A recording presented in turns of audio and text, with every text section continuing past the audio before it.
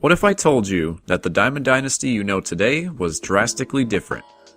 It's been nearly 10 years since the original MLB The Show card building game mode Diamond Dynasty hit the shelves. We've seen a lot of changes in recent memory. Nonetheless, Diamond Dynasty is by far the most popular mode in MLB The Show. Back in 2012, the Ultimate Team concept was blowing up the scene across sports video games, and the first iteration of MLB The Show's card building game was something to behold. On this edition of A History of the Show, we'll take a look at the first 3 years of Diamond Dynasty and how it came to be.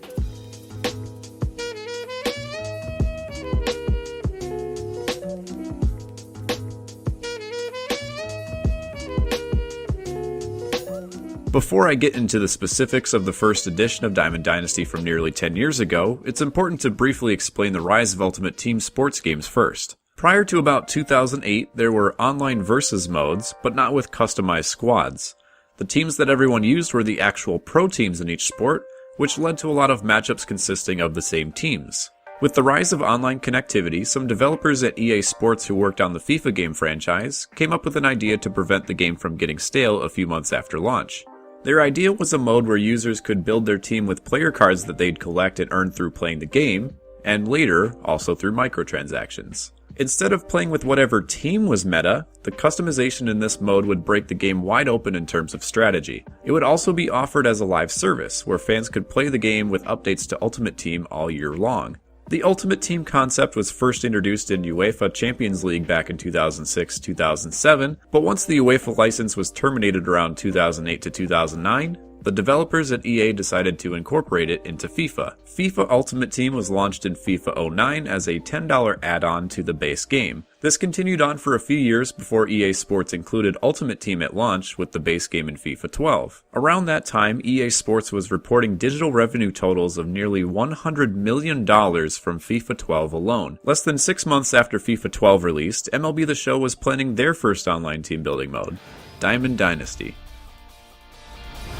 Create, customize, train, compete, and collect in Diamond Dynasty, new to MLB 12 The Show. So while many players today might assume Diamond Dynasty has always been the same, it was wholly different for the first few years. There's not much of a way to load up older Diamond Dynasty builds nowadays since the servers have long been shut off, and most of the footage you'd be able to find today is from the few YouTube videos at the time.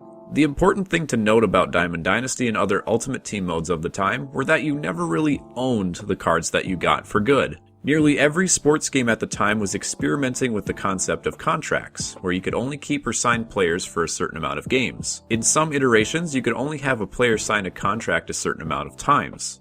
After their last contract expired, the player retired from your team. This feature was utilized to continually make the teams fresh and invoke strategy.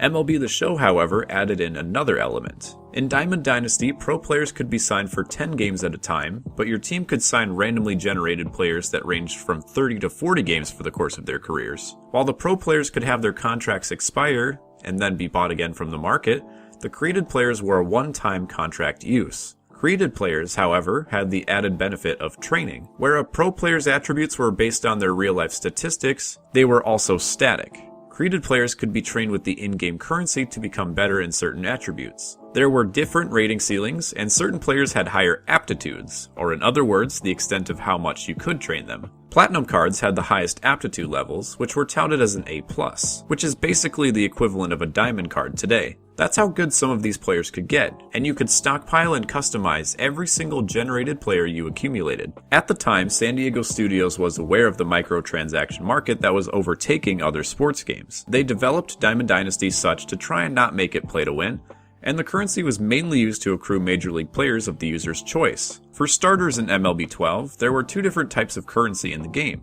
Budget, which was accumulated through playing, and credits, which could be purchased at the PSN store. Credits could only be used to buy MLB players and could not be spent on generated players or their training. The reason for credits being in the game was purely so that users could purchase their favorite players on MLB teams as a fan. As such, the meta of the game was kind of what you'd expect in the current day, with a good majority of high overall MLB players and well-trained created players.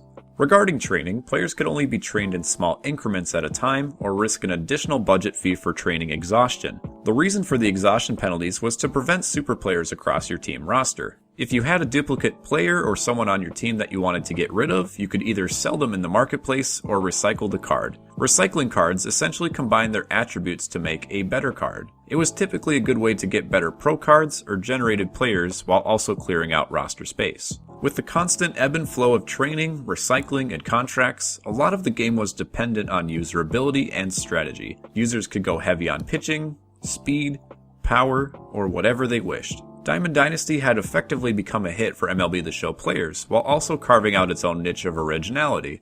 But how did it fare?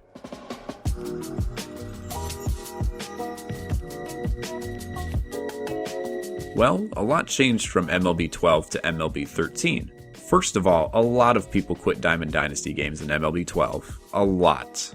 And that messed with your contract lengths. Yes, rage quits are always going to be a thing, but it was a large problem for Diamond Dynasty teams if you consistently took early leads in games. Players who were winning still had games from their players' contracts deducted. San Diego studios answered by changing contracts such not to be penalized if you were winning and a player quit out, while stats and XP were changed to reflect your earnings on an inning-to-inning basis. Also very confusing was the fact that pitchers did not have designations. There were no starters, relievers, or closers. That was abruptly changed in MLB 13 to avoid further confusion. Regarding training, some created players were just too good. The developers added attribute maximums to ensure that not every card was rated higher than a 90. And perhaps the biggest change of all, credits were no longer in the game. That's right, budget was now available to purchase in the PSN store to improve players. It wasn't as big of a change as one might think with the attribute maximums being implemented, but a year after the game was described as not pay to win, it was significantly more prevalent in MLB 13.